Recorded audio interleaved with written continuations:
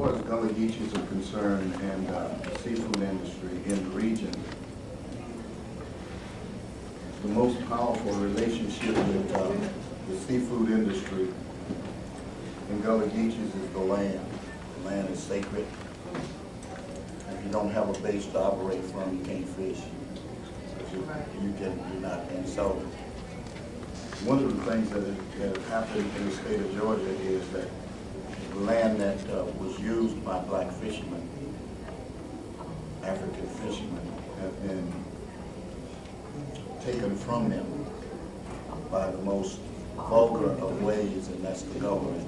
The government took away one of the pristine fishing villages in the country called Harris Neck. They took Harris Neck, they say, because they needed it for security reasons, because the very wealthy saw the Germans with a U-boat off of the coast of Georgia lurking in the waters, and they felt like they would be kidnapped. And so under the pretense of that particular insecurity of the very rich, they took Harris Neck as a land mass for what they call an Air Force base. The land was taken from Gullah Geechee people, and all of them were fishermen. In fact, I went over to request their presence here today. But they took that because they knew that those Gullah Geechee people were going to be the most powerful fishing interest in the state of Georgia. They could not afford that. So they took the base to make it an Air Force base, and it never became that. It became a bird sanctuary instead. And it still is not in the hands of Gullah Geechee people. It's still in the hands of the government, the Air Force. Well, not the Air Force now. But now it's Georgia Department of Natural Resources. That's right, Natural Resources. I mean the federal Department. This used to be the seafood capital of the world, this particular community here, Brunswick. The oysters were extraordinarily excessive. Shrimp, because of the murkiness of the water, was plentiful. She's from that family that used to do a lot of that fishing. But several things happened to destroy the industry. Besides the government taking land, then it allowed certain companies to pollute the water. The oysters got polluted, and the community became withered, and it died because once you start polluting the waters with mercury, runoffs from Hercules, Georgia Pacific, LCP, then you overfish, which is an environmental problem. You should never overfish a community just simply because you think that it's plentiful and it's there for the taking. The environment had a lot to do with a deep problem with mercury in fish. Most of the folk that did not have jobs here, they didn't need them because they could subsist off of the seafood.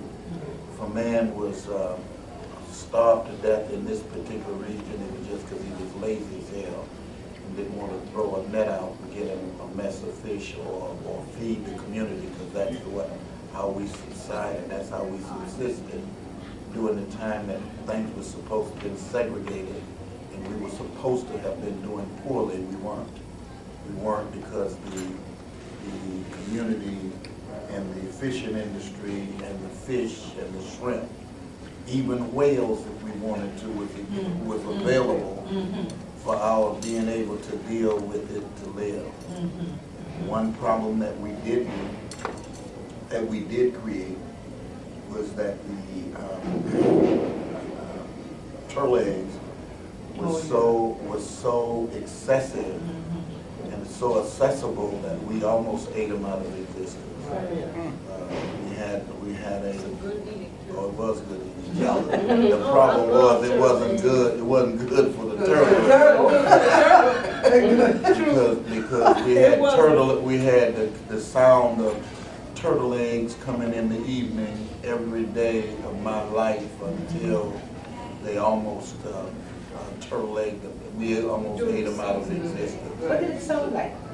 Turtle eggs. Oh. Okay, and we would flock to this man that would have it good, and we would eat them.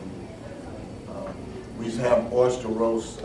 That was a social gathering that people became familiar with each other around these oyster roasts, and we didn't beat each other up, hate each other,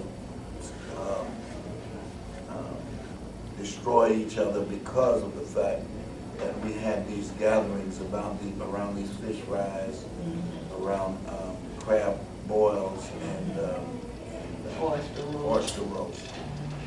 It became a problem after the supply was gone.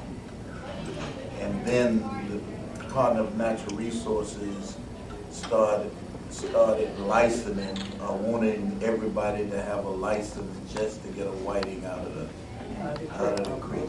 And that was, in my estimation, a deliberate attempt by the government to make sure that we were totally dependent. Instead of independent. Instead of being independent. And that's what Gullah Geechee people are. We are the resistance, if you will, of people wanting to enslave us. We've always wanted to step on the water.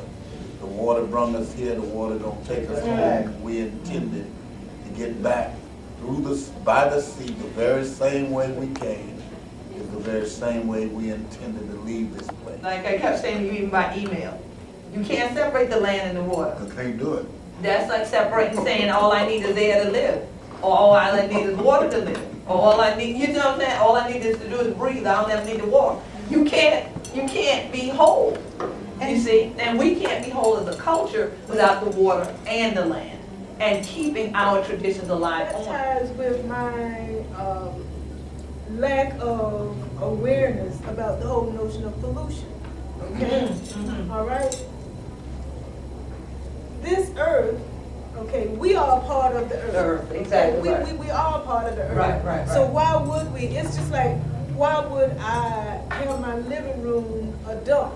Right. Okay, Right. That's my thinking, and Feel my children. that's how Right. we were brought up. Right. Okay, so if I'm not going to do that in my living room, why would I do that to the earth? To the earth, which sustains, you know, and supports. Sustains me. So I was like, oh, Yeah, light bulbs. they pollute. How they do that? We need When they get out. we need the Queen Come to our neck. to be put in a position to where there is a conference that's held so that the economic and environmental issues and educational processes that should be linked together to bring about a difference in the lives of Gullah Geechee people be brought right here in the area in which we live. Needs to be financed, and the people need to get serious about the fact that what has happened to Gullah Geechee people is that there's been genocide with the way things have gone on in terms of the environment, in terms of our food sources, in terms of our culture. We got to have a different outcome than what we've been having all of these many years, because if we don't, we'll remain the most polluted. If we don't, we'll remain the folk without any income, without any means to address our economic woes, have people flowing out of here in prisons like water, have our children not going to decent schools to where we don't control the outcome. They will be embarrassed to be Gullah Geechees like they've done in film, such as Soldier's Story, where the sergeant, right, you see, and so it's time for us to put up a shut up and have them put up a shut up.